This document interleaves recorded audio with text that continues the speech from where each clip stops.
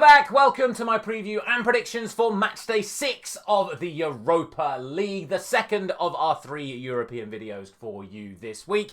If you missed yesterday's video, you still have time to check out all of my preview and predictions for the Champions League taking place tonight and tomorrow. Link to that video will be available at the top of your screen right now. And you still have 24 hours to have your say on all of the matches taking place in the Conference League on Thursday night. Video for that will be posted this time tomorrow morning. And as always, the link to that community page will be available in the description and in the pinned comment of this video. As always, if you haven't done so already, please do consider dropping a like on this video. If you enjoy all of my preview and predictions, share it with a friend. Subscribe to the channel if you're new around here with notifications turned on, so don't miss out on any of the predictions we've got coming up for you, including that Conference League video tomorrow, the return of club football once again, or domestic club football should I say, this weekend, and don't forget as well that we are starting our AFCON preview and predictions next week as well. As for today then, as always, we have got 9 fixtures for you in the early kickoffs on Thursday in the Europa League, and then another 9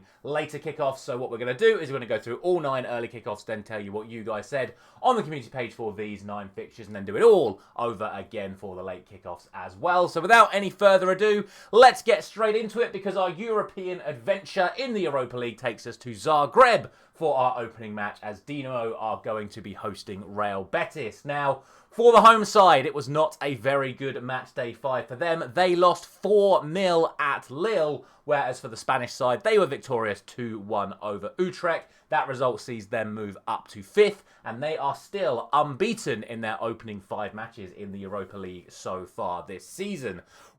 Couple that with the fact that Zagreb have already lost 3-0 to another Spanish side in Celta Vigo, it's not looking good for Dinamo once again in this fixture. In fact, when Celta Vigo played Real Betis in La Liga, that game ended up being a draw. Real Betis, of course, higher up in the La Liga table than Celta Vigo, for those of you who watch my La Liga series. So the early favourites for this match are certainly going to be the Spanish side coming into this one.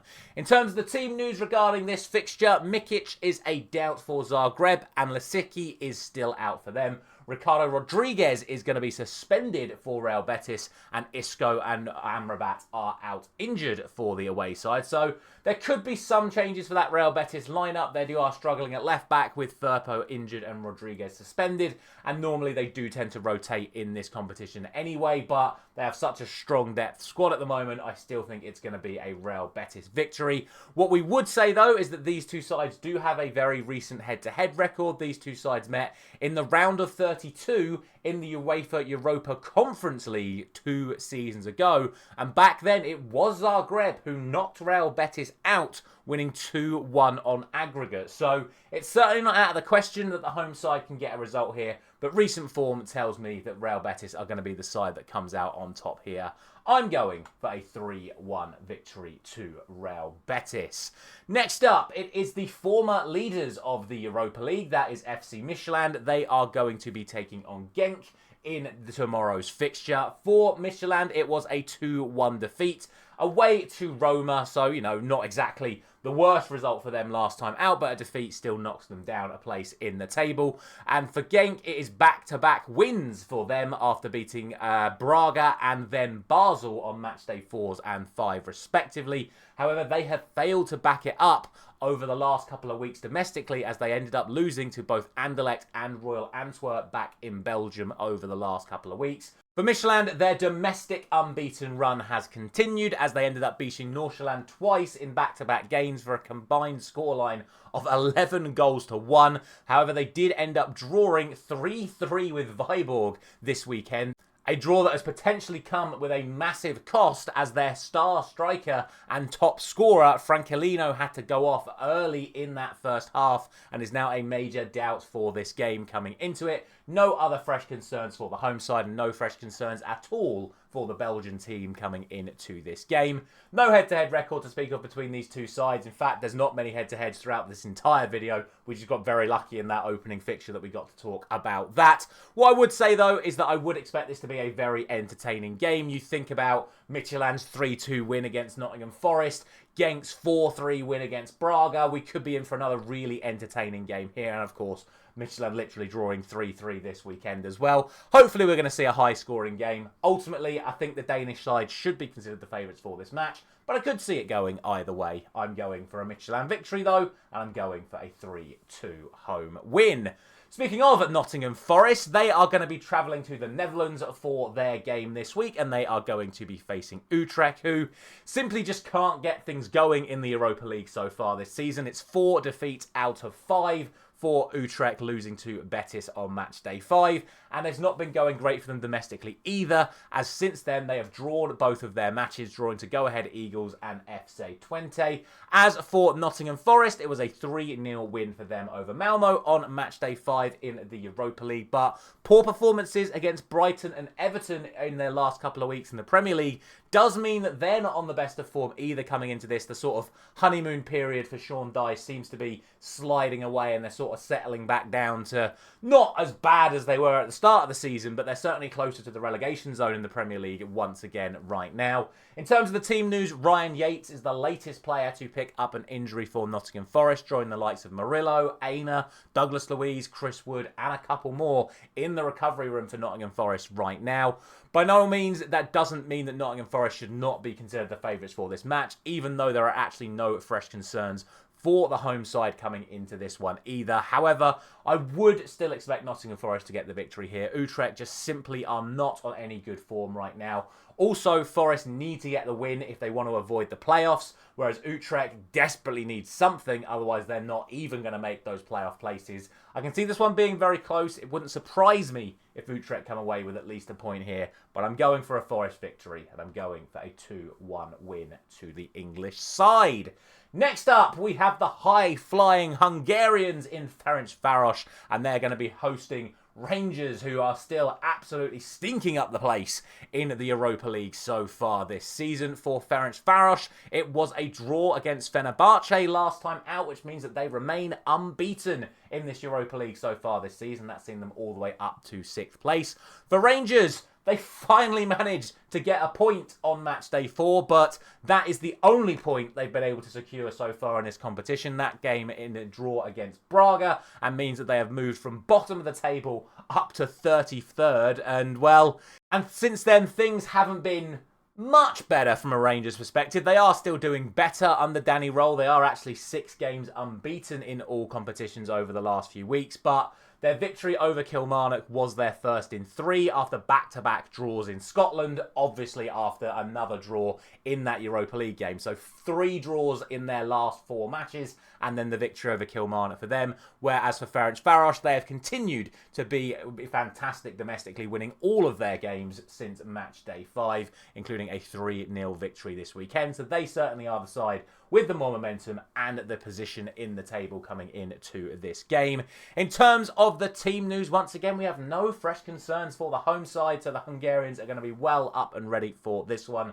For Rangers, Diamonde is going to be suspended for them after a red card against Braga, and Ant-Man is out injured for Rangers as well. To be honest, even though there is such a gap between these two sides in terms of their form in the league table right now, I still don't think it's out of the question that Rangers get something from this match.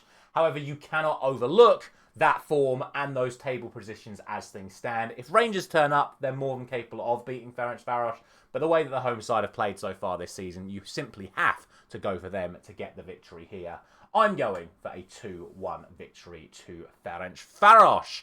Which now means we will be heading off to Ludogorets, who are going to be hosting PAOK on match day 6 in this Europa League. For the home side, it was a surprise victory on match day 5 as they turned over Spanish side Celta Vigo 3-2. They're now going to be facing a PAOK side who could only manage a 1-1 draw at home to Brann last time out, but coming into this, both sides are actually on decent form, both in this competition and domestically. It's 4 straight wins for the home side, winning both matches since match day 5, winning 2-0 this weekend in Bulgaria. As for the Greek side, they are 5 games unbeaten in all competitions, winning 3-1 over Aris Thessaloniki. I shouldn't have said that, but I've tried to this weekend. In terms of the team news, there's actually no fresh concerns for the home side coming into this, but there is one concern for the away side as Midtjylland is out for them after getting injured in the Cup a couple of weeks ago.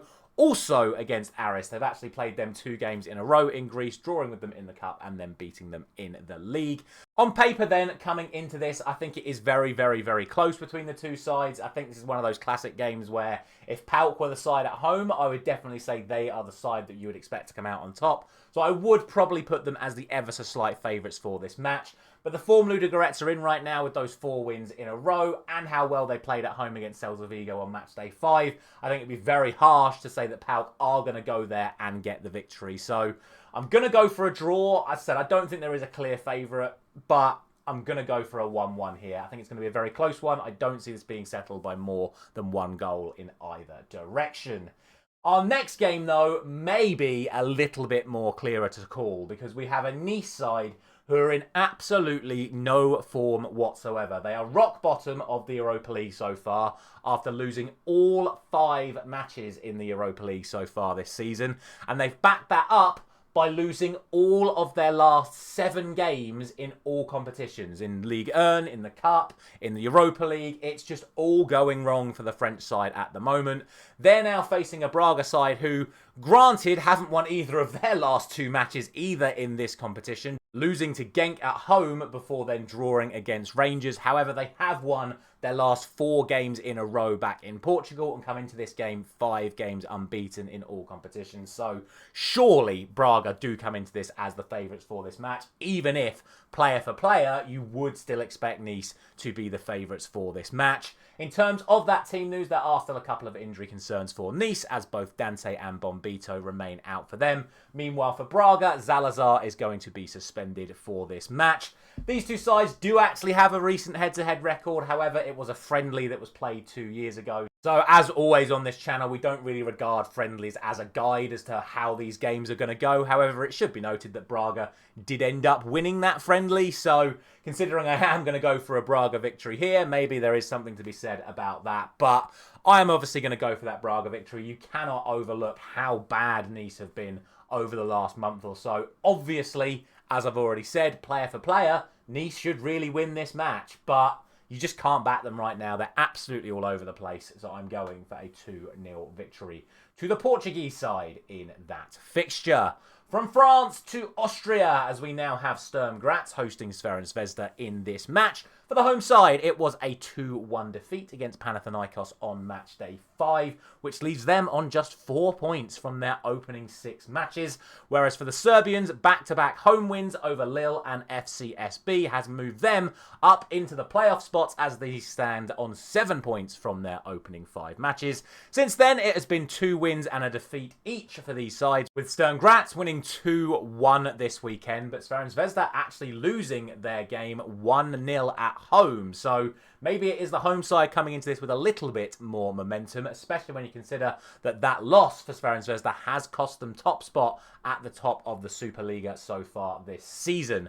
In terms of the team news, Lavallee, Gergic and Orman have all picked up injury issues over the last couple of games for Sturm Graz, and they are all set to be out of this game.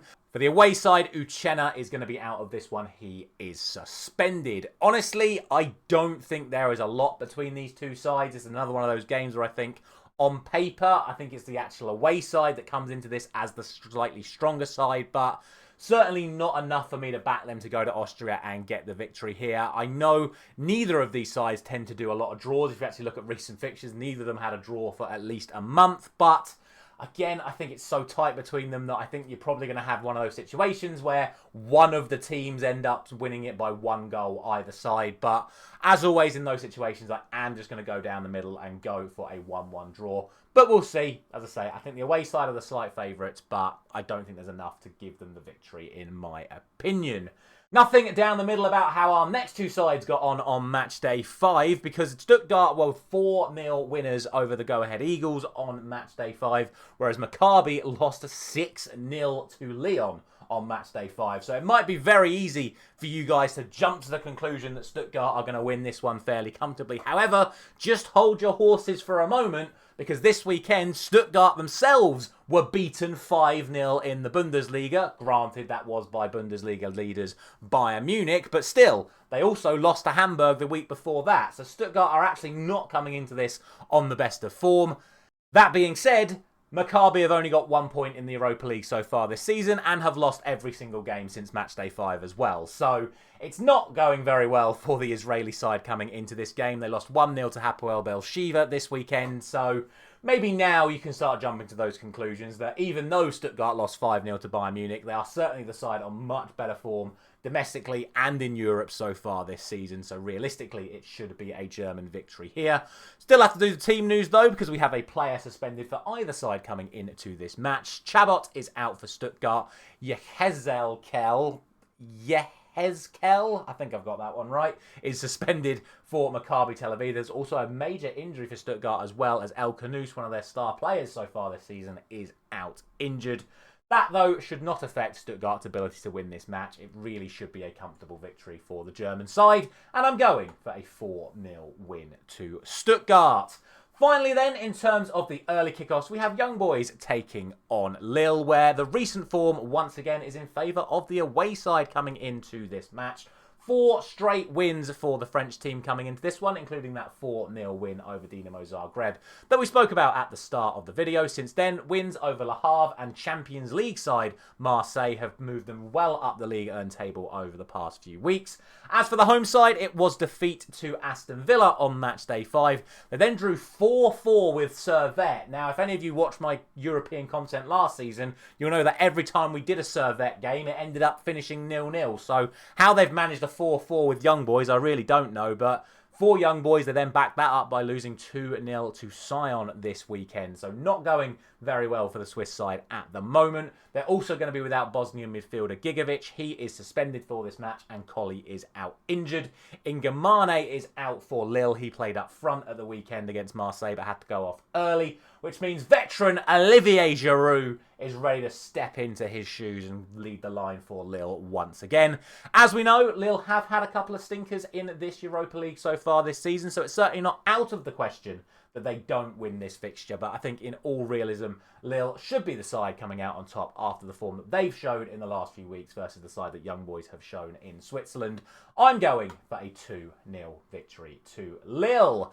That is going to be it for the early kickoffs. So before we move on to the later kickoffs, as always, let's round up everything you guys have been saying over on the community page regarding these 9 fixtures, and you have gone for the following. Majority have gone for Betis to beat Zagreb, majority have gone for Midtjylland to beat Genk, but a lot of you have gone for a draw in that match. Basically, everyone thinks Forest are going to beat Utrecht, close between Ferencvaros and Rangers, with the majority actually going for the Scottish side to win away in Hungary. I still disagree with that, but fair enough if that does end up happening. Very close between Ludo and PAOK, but the majority have just gone for Ludogorets to win that one.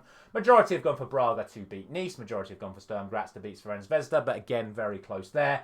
Basically, everyone thinks Stuttgart are going to beat Maccabi Tel Aviv, and the majority have gone for Lille to beat Young Boys. As always, you can still head over to the community page and have your say on all of the Europa Conference League games. We'll put another reminder for that one before the end of today's video. But now it is time to move on to the later kickoffs, where we're actually going to be staying in Switzerland after that Young Boys prediction, because it is now time to do Basel against Aston Villa. Where for the home side, it was defeat on Matchday 5, losing 2-1 against Genk. But since then, they are 3 games unbeaten back in Switzerland, winning their last 2. For Aston Villa, it's another opportunity to play against Swiss opposition as they beat Young Boys, as we literally just mentioned, on Matchday 5. That was Aston Villa's 4th win in a row, and they've extended that by making it now 7 wins in a row in all competitions, moving themselves up to 3rd in both this competition and the Premier League, which of course rounded off with that incredible last-minute victory against Premier League and Champions League leaders Arsenal this weekend at home. In terms of the team news coming into this one, there's actually no fresh concerns for either side coming into this. However, it is expected that Unai Emery does rotate his Aston Villa side once again in Europe, as he has done throughout the competition so far, which to me does mean they're not guaranteed the victory here, even though they are on that 7-game winning run. Let's not forget it was a 2-1 victory at home to Young Boys, and for reference, Basel are 1 point above Young Boys in the Swiss League right now, and obviously they are now the home side for this fixture, so it's certainly not a given. And of course, Aston Villa did lose their last away game in the Europa League, losing to Go Ahead Eagles, so it's, again, not out of the question that this is not going to be an Aston Villa victory here, but I am still going to go for it. Logic tells me that is the smartest pick to go for this fixture. but I'm just giving you that little bit of a warning that Basel may come away with something from this game. But I'm going to go with a 2-1 victory for Aston Villa once again, just like it was against their Swiss opponents a couple of weeks ago.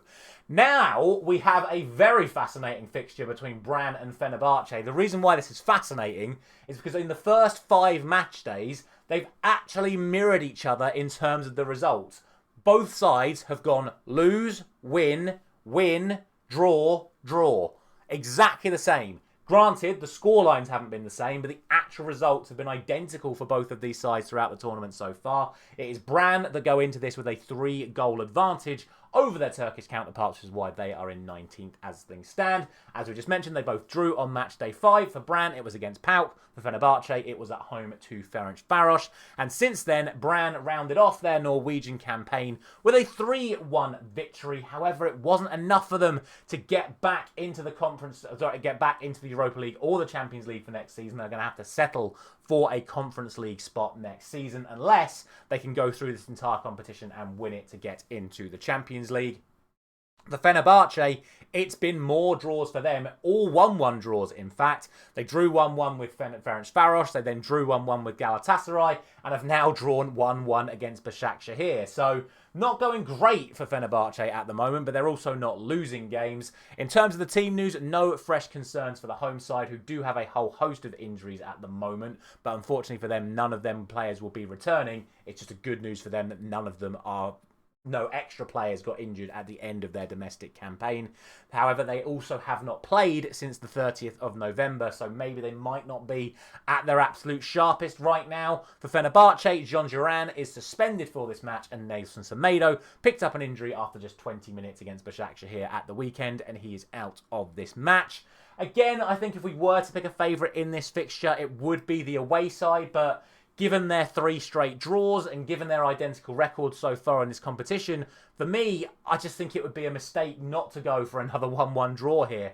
Brann have been very solid. Fenerbahce have not been at their best. So I just think that makes the most sense to me. So I am going to go for a 1-1 draw between Brann and Fenerbahce here.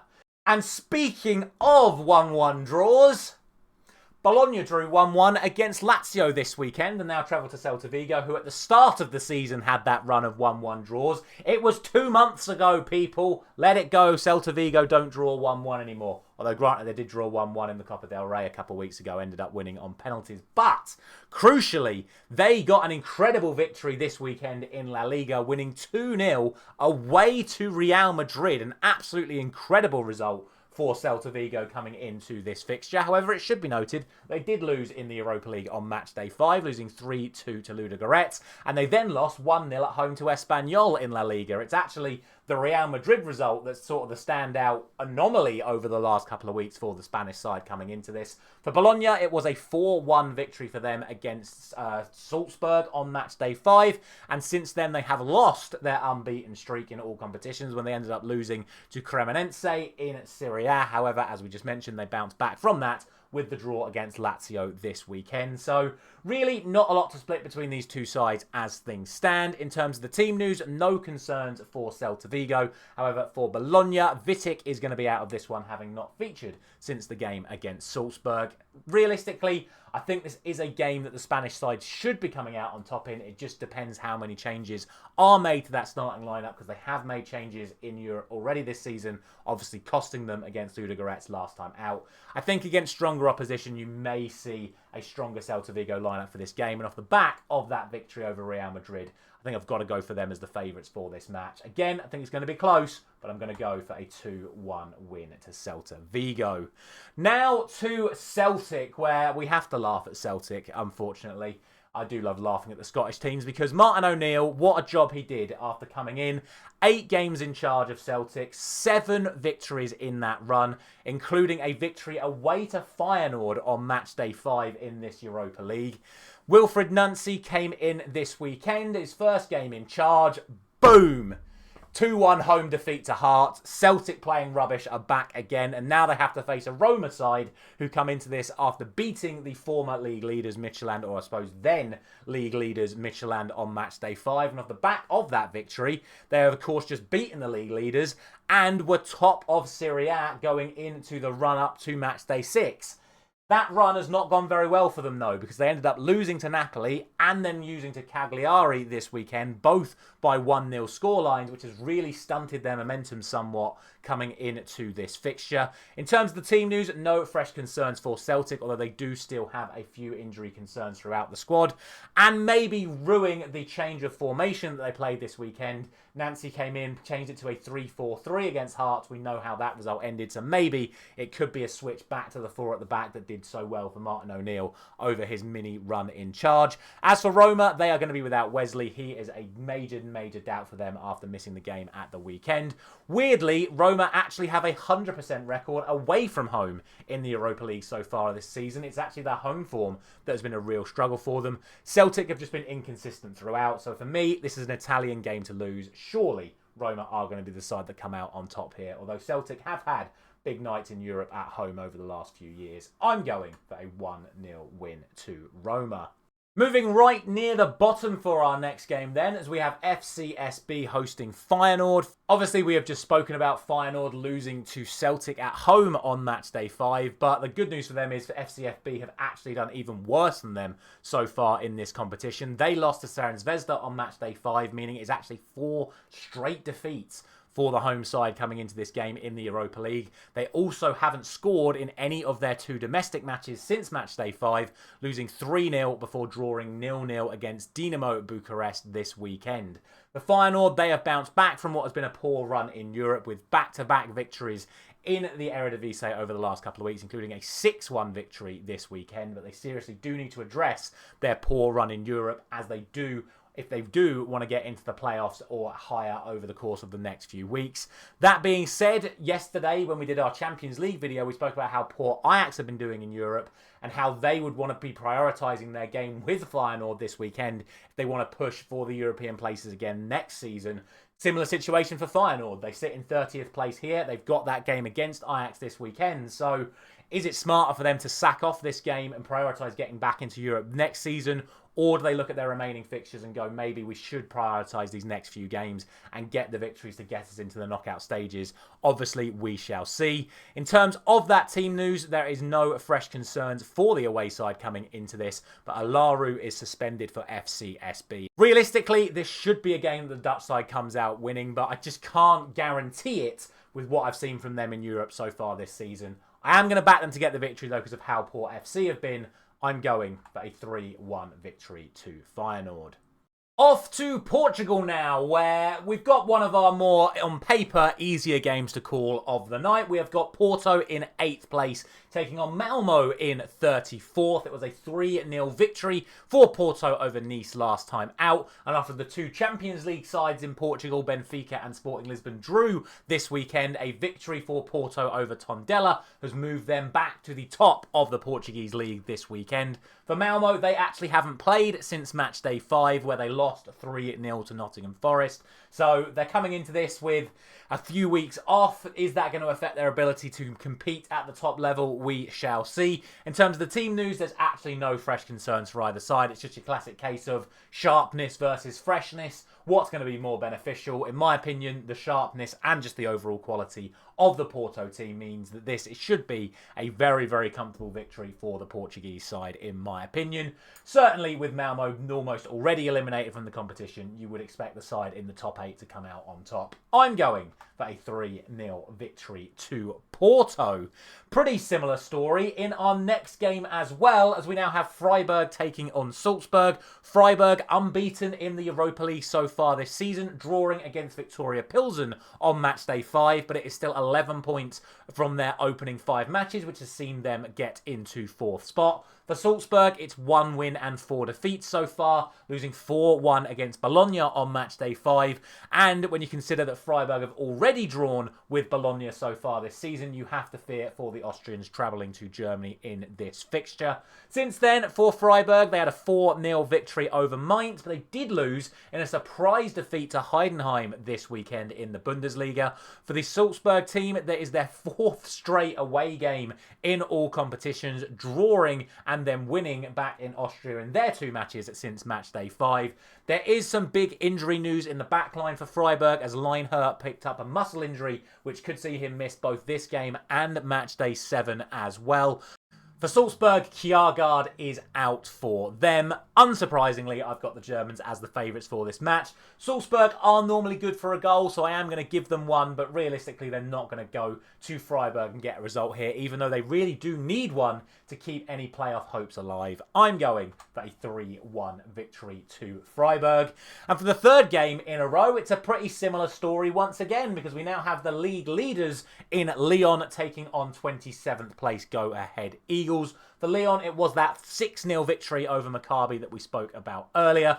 Whereas for go-ahead Eagles, they went down 4-0 at home to Stuttgart on match day 5. So again, pretty clear favourites coming straight into this one. In terms of their form after those matches, it was a victory for Lyon back in France with a 3-0. However, they did lose this weekend 1-0 to Lorient, although that was more likely due to an early red card there, Ainsley Maitland-Niles, rather than just the overall performance as a whole. For go-ahead Eagles, it's been back-to-back draws in the Eredivisie, both 2-2 draws. Although one of them was away to Conference League side AZ Alkmaar this weekend, so I don't think that's the worst result for them.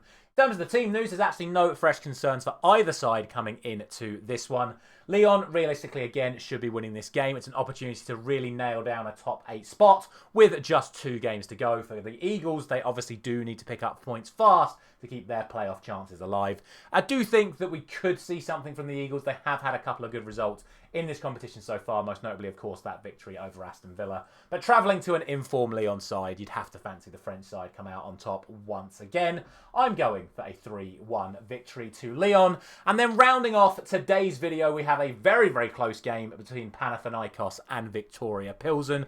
Both sides coming into this on 9 points, but they've done it in completely different ways. So unlike the Brann Fenerbahce situation, completely different routes for these two sides coming into this. For Pilsen, they're actually unbeaten with 2 wins and 3 draws. Their most recent result, that 0-0 draw with Freiburg that we spoke about a couple of predictions ago. For Panathinaikos, it has been 2 defeats and 3 victories, which includes a 2-1 victory over Sturm Graz on match day 5 for them.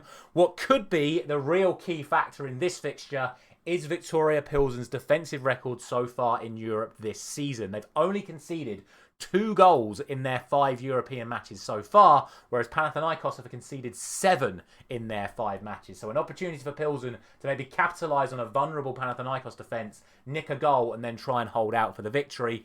That being said though, rather bizarrely, Pilsen lost 3-0 this weekend domestically. So they've actually conceded more goals this week than they have done in the entirety of their Europa League campaign so far. For Panathinaikos, it was a 2-2 draw this weekend, so neither side actually come into this after a positive result. Yet again, no fresh concerns for either side, but for Panathinaikos, both Facundo Pellistri and Renato Sanchez remain out for them.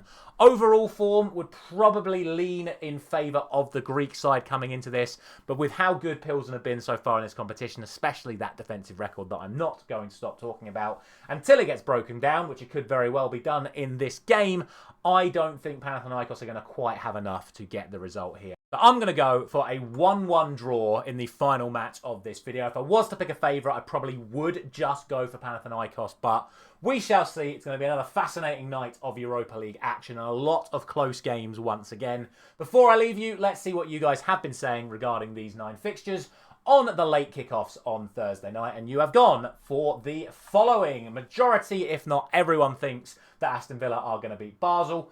Pretty close between Brann and Fenerbahce, but the majority have gone for Fenerbahce. Same story with Celta Vigo and Bologna, with the majority going for Celta Vigo.